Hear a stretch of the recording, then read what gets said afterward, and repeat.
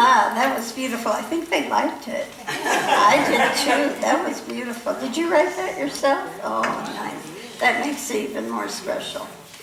Oh, well, it fits in so well with what we're talking about today, which is divine creativity.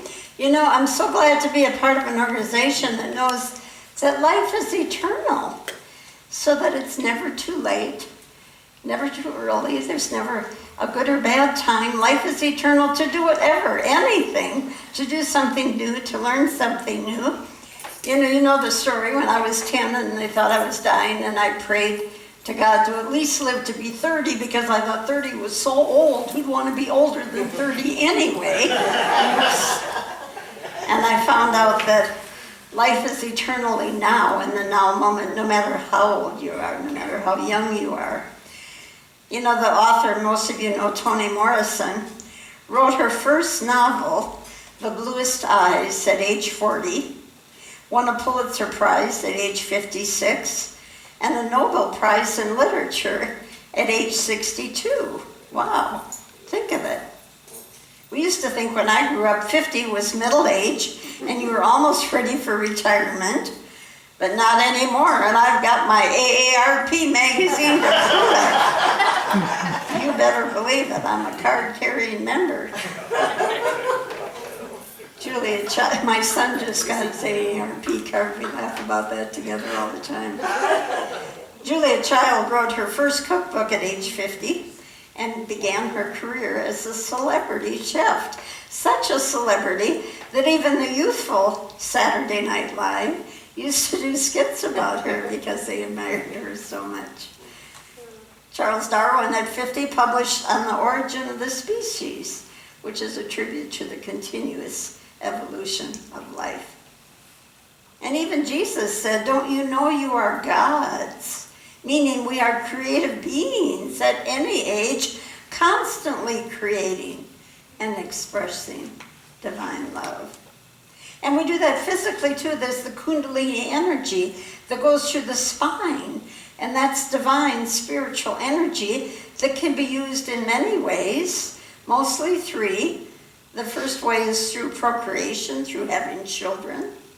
The second way is through creation, creating whatever it is you wish to create in this lifetime you have now.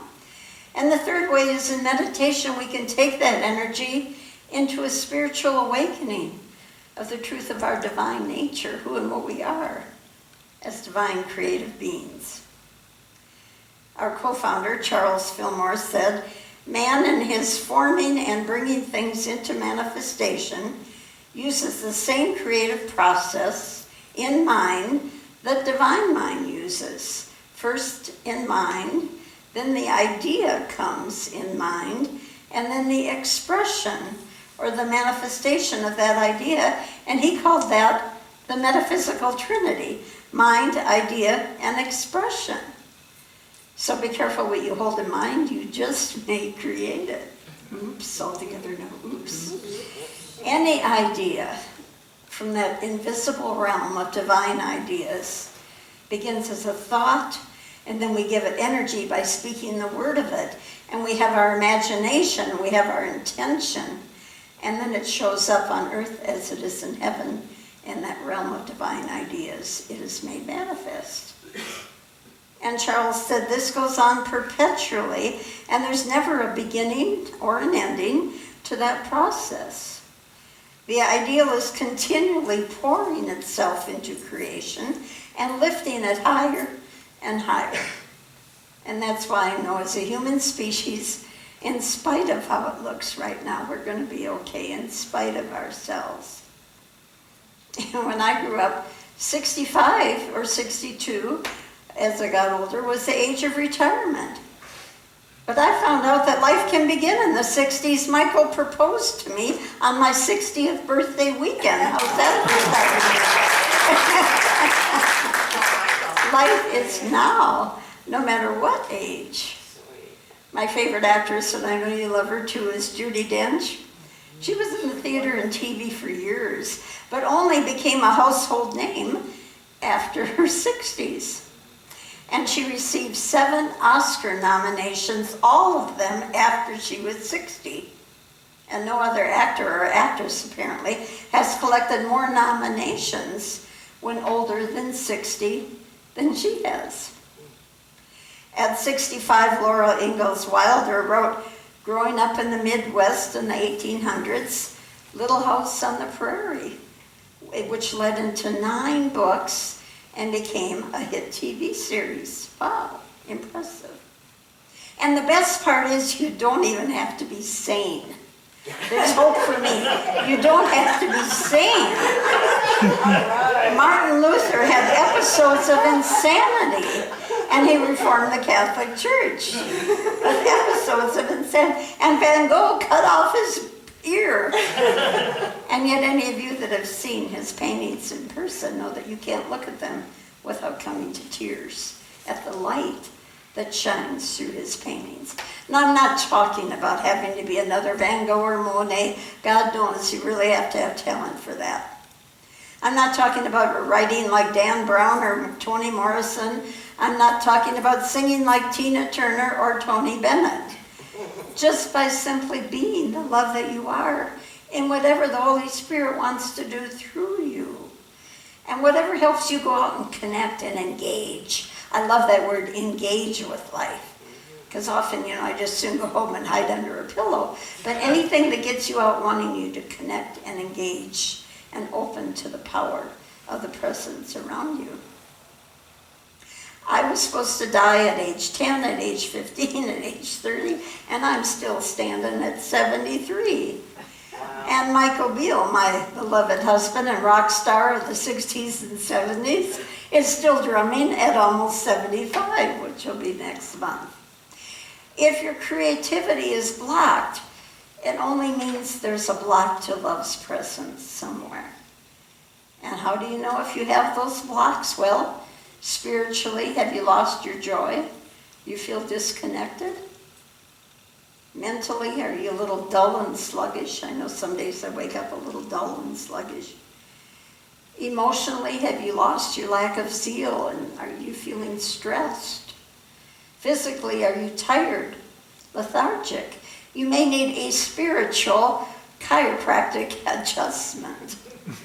Mentally, you may need some forgiveness work, not condoning what has been done, but seeing it differently and choosing to free yourself so that creative flow can begin again, changing how you see the world. Emotionally, maybe you just need a good cry or a good laugh. Laughter can clear it as wonderfully as a good cry. Physically, maybe you just need a walk in the woods.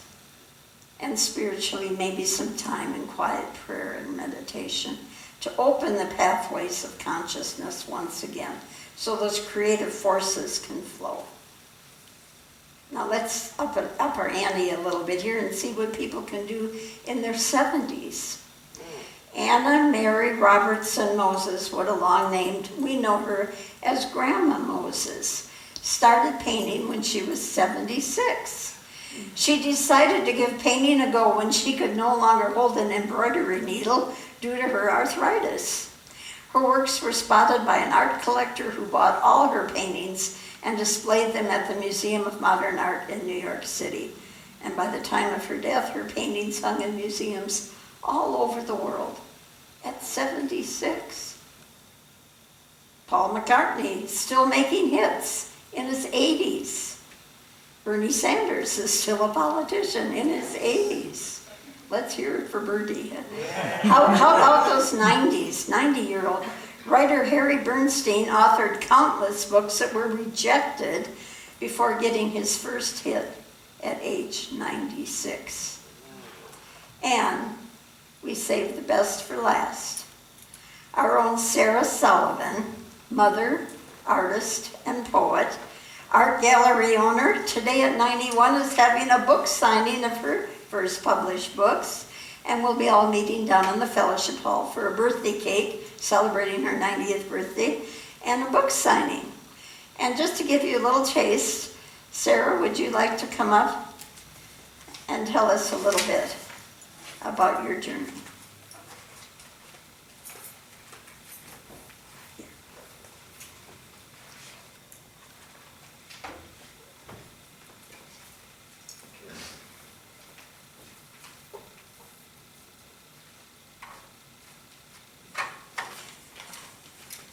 had to take notes because I'm scared to death of the microphone.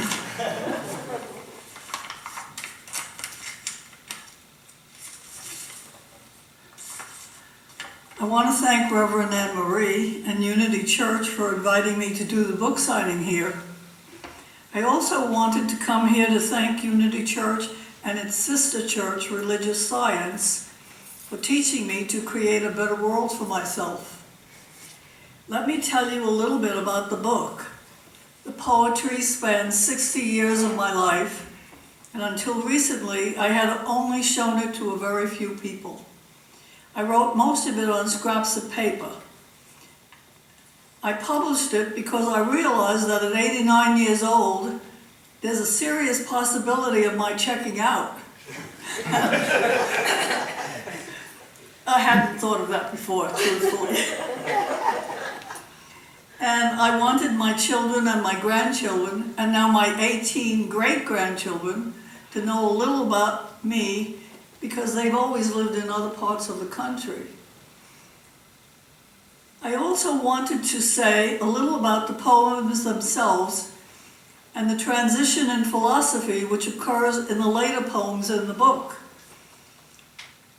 I was raised Catholic, and I spent 48 years fearing God and consequently fearing life and fearing death. I knew all the Bible stories.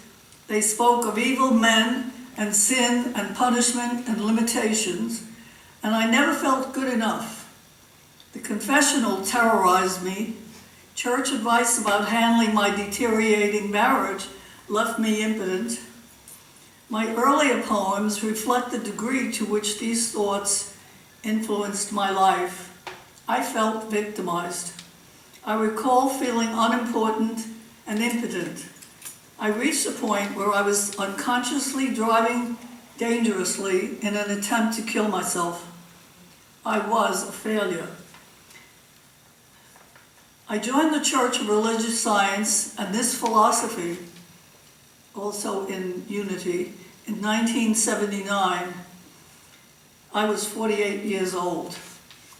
It was a shock to me to sit in a church that said I was a valued daughter of God just as I was. That there was a loving God that was infinitely resourceful and a God who delighted in loving me. That the universe was not limited but abundant. That God was in every person. Sitting there, I became aware of the many things that I was missing simply because I'd not asked for them and because my eyes were so clouded with the idea that I was not worthy. Sad to say, I had not thought much also about being grateful for the things that I was given. I began to seriously reflect on a new way of thinking. I began to embrace the abundance of God's gifts to us and to believe in my own good and deserving of that love. I began to ask for what I wanted with gratitude. I've lived 42 years since then in a world filled with miracles for me. I wake every day to the excitement and infinite possibilities of the day.